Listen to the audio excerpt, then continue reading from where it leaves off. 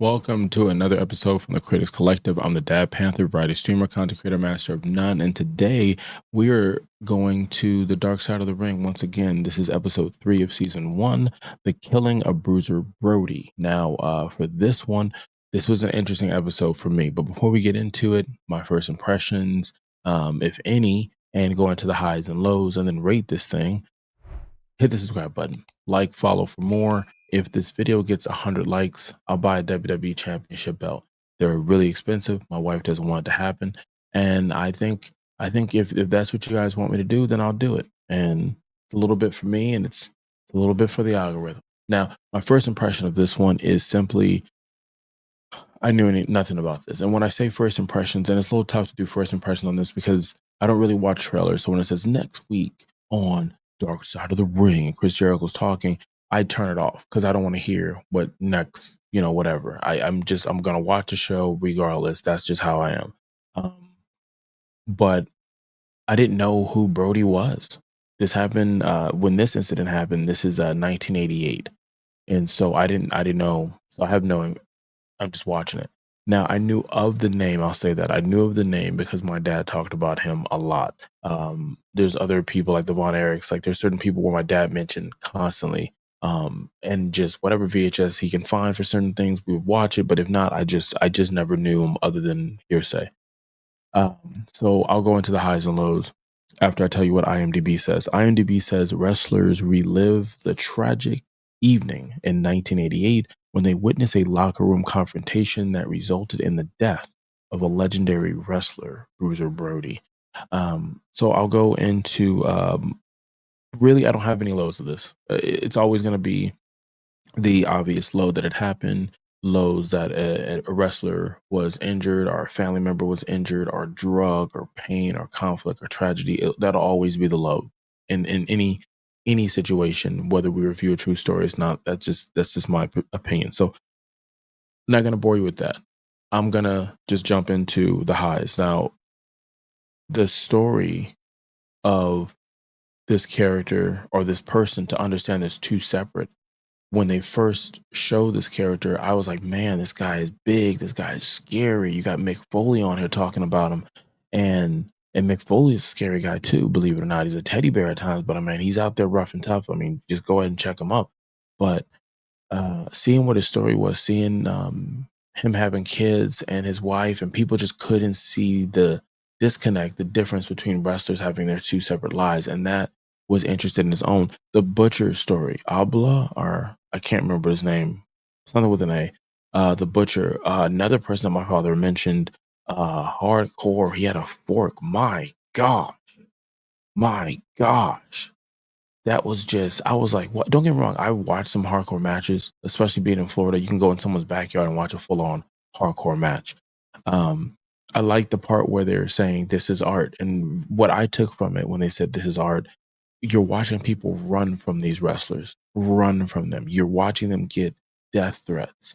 You're watching them influence the ideas of what the police are thinking, because at this time, Brody is a superstar in Japan. He's a superstar here in the States, and Brody is a legend already.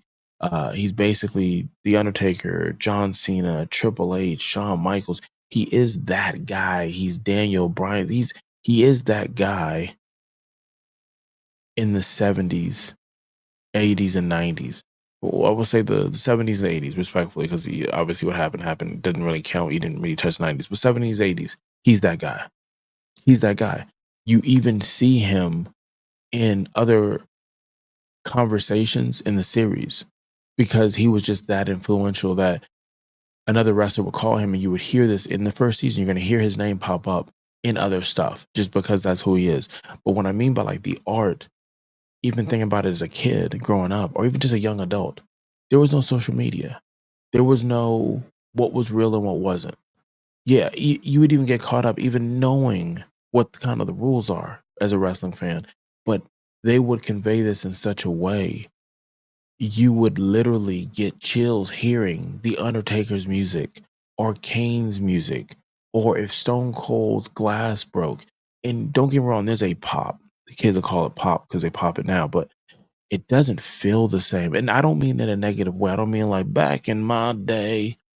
I just mean I don't think you'll ever go back to what that feeling is, where wrestling was that art that was so immersive and so real. It was hard to figure out where those lines were drawn. And I'll say that. Um, Mick Foley commentating and conversating and telling you his story and stuff throughout this, I thought it was a nice touch. And the thing that I thought was like it was something was after the incident happens in the locker room. I'm not going to spoil anything because I want you to watch it and see and get the plot twists and stuff like that. There was a moment where you know, they're laughing and they're carrying on like nothing ever happened. And that just took me like the person describing what's going on, and then they're saying how they feel about something. And then when they describe what they're talking about, the laugh out loud, I was like, I was taken back by it, and I was feeling, I guess, what that person wanted the viewer to feel. And I thought it was a great job how they did that to make you feel that. So, all right, let's go ahead and rate this thing. Now, here we do a rating. It goes from 0 to 5. 5 would be probably the Montreal screw job as far as the series goes. And a 0, I can't see a 0 happening in this series. But we'll keep watching. We'll see what entertains us. But realistically, 3 or 4 seems like where I'm going to be on a lot of these. I'm learning some of this stuff. I'm learning it is captivating, and they do a really good job of showing it.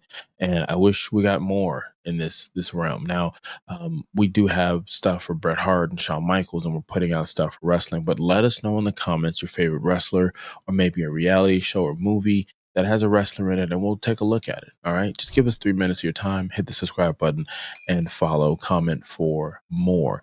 Now, my rating on this one, season 1, episode 3, The Killing of Bruiser Brody, I'm gonna say that this is a 4. The reason why I'm gonna say it's a 4 is towards the end, and again, I'm not gonna spoil anything. It gives you a true crime kind of thing. It gets dark, it gets eerie, and I understand this dark side of the ring. I didn't know it was gonna get that dark, and it's very appreciative to learn the story of a wrestler that I would have never known, and it was like, man, I didn't expect this from this documentary, and it being only the 3rd episode, I'm excited to see what else they're gonna show, what else they're gonna educate us on or inform us on, and I hope they keep this thing going. Well, you could have been anywhere in the world and you chose to be here, and I appreciate that. Until next time, Kalika Allow.